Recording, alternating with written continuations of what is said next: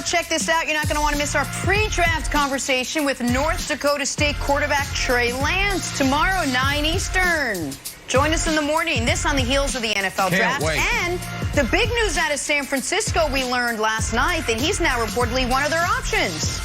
Looking forward to that. Please join us tomorrow morning. Yeah, 9 let's a.m. go. And with that, we slide seamlessly into basketball. Nice little transition. Brooklyn Nets. They got Kevin Durant back yesterday from that thigh contusion, and all I can say is, what thigh contusion? KD coming off the bench, Right. 33 points, 28 minutes, Brandon, as the Nets came back to beat one of the hottest teams in the league, and your other team, the Phoenix Suns. Right. So, all right, Brandon, where is your confidence in your Nets with regards to their title hopes after that show by KD last night?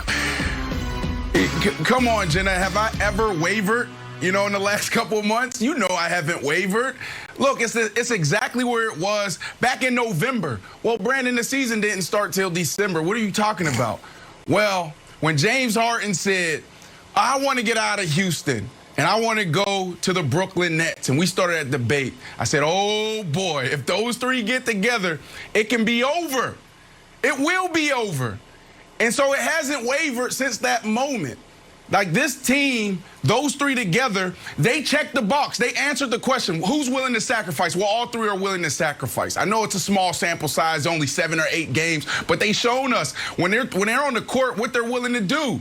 What is James Harden going to do? He can't play off the ball. Well, he goes to point guard. Right? Like, think about all those things that we were questioning before the season, and in the small sample size, they already answered it, and they're sitting at the top of the East. Look at last night, Nick. Like, if last night doesn't give you the confidence or even scare you on how good this team is, I don't know what is. If you watch the game, Kevin Durant didn't play the first quarter.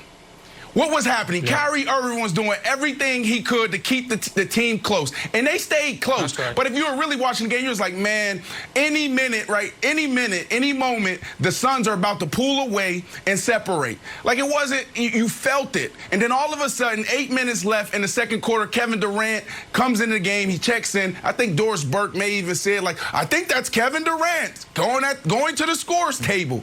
The whole energy changed in the whole arena. And then all of a sudden he comes in, and from that moment on, they were in full control, and they show who they are. Right. And that's with 2 of the 3 big 3. Like, come on, man. Like, if last night didn't show you how awesome this team is and give you the confidence or scare you, I don't know what will. Okay, so a few things. One is KD was sensational, and KD is an unstoppable offensive force, and the ease with which he gets buckets is, it's not quite unprecedented in NBA history, but it is damn close to unprecedented. And there is no one in the league that matches up with him. Nobody. There is not a player in the league, it's like that guy will slow KD down. You just have to go into a game, say he's going to get 30. What can we do with the other guys? So, and he showed you that last night in his first game, full game back after dealing with the Charlie horse, the thigh contusion that kept him out for a few games.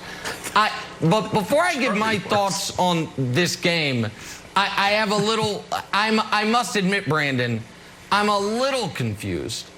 Because while I wasn't here last week, the good thing about these shows is they are broadcast on television. I was able to watch them. I was going to. Last week, I do think I was about to bring it up. Said, I'm finally going to admit I'm a little concerned. And so now you're like memory holding that. You're like, nope, same place I've been the whole time. Well, there was a slight dip in your confidence level last week because James Harden's going to be out for the rest of the regular season.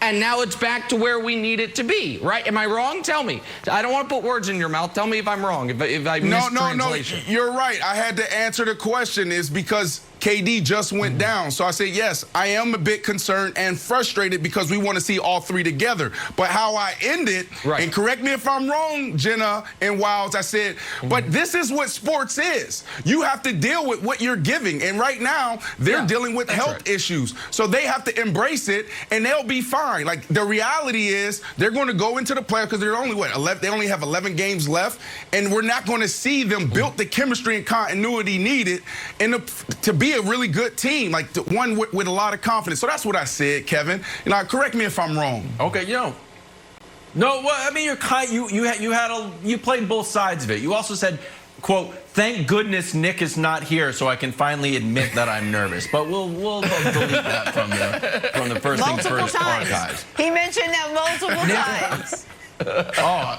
Nick, you know I'm a narratives guy, and I love a good comeback story. I just, there's nothing better in sports. But there's a certain point where I'm like, you know what? Let's ease back on the comebacks. I'm a little comebacked out, like, KD back from his Achilles, he gets 22 points. Fantastic. Hold on a second. KD back from his hamstring, 5 for 5. KD, what was that? KD back from his Charlie horse, scores 33 points. Just enough. When I got that many comebacks, it's a cause for concern. Like in the Jordan flu game once, if you're like, Jordan, he's sick again, more flu. Influenza bug got Jordan again in the playoffs. Like, what's going on with this guy? A whole lot of flu. So I'm happy to see KD on the court, Nick, but my happiness is tempered with the fact that we're talking about his third comeback this year. So that's totally fair and legitimate, and I hope Durant is healthy the rest of the way, because I don't know if Harden's going to be healthy the rest of the way. Those soft tissue hamstring injuries can linger, and this is a player who has been such an Iron Man in his career. I actually think it kind of works against him now because he doesn't have a history of missing time and coming back. So they obviously need KD to stay healthy the rest of the way. But I'm going to tell you the best thing and the worst thing from the Nets yesterday and over the weekend. The best thing is Philly stumbled.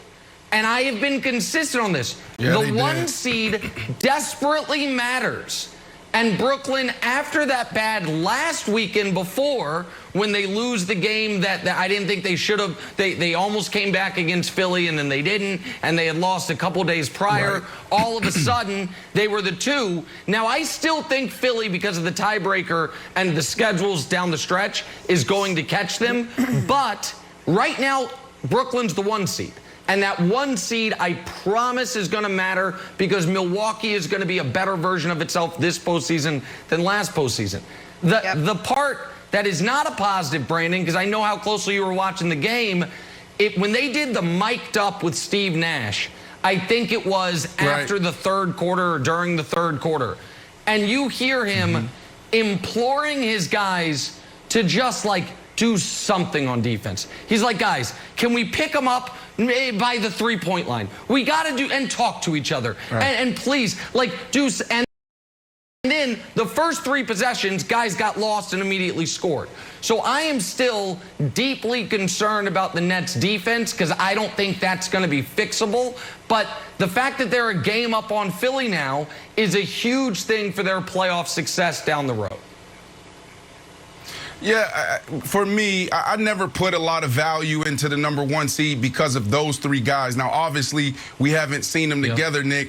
But yesterday, watching that game, you know, the reason why I was so giddy and excited talking about it is because that first quarter, Kyrie was playing, he was balling. I mean, he was playing lights out. It was just nuts seeing what he was doing. And he was by himself. And there was a big question, when is KD coming in the game? So you could see it and you can just feel it that this team, the Suns team, was just going to take off. And then all of a sudden, KD comes in the game and the entire energy changed. And they start dominating and they control that game from that point on. So when you look at that, Jenna, that's what just gives me the hope that when these 3 are together, I don't see who's going to be able to play with them. This is the Suns. The Suns are one of the hottest teams in the NBA right now. They play complete basketball. Yeah. That's right. I know you're talking about the 3 of them together. I'd love them to string a couple weeks of just two of them together, which at this point we haven't even really had. I'll say it again. I don't fully trust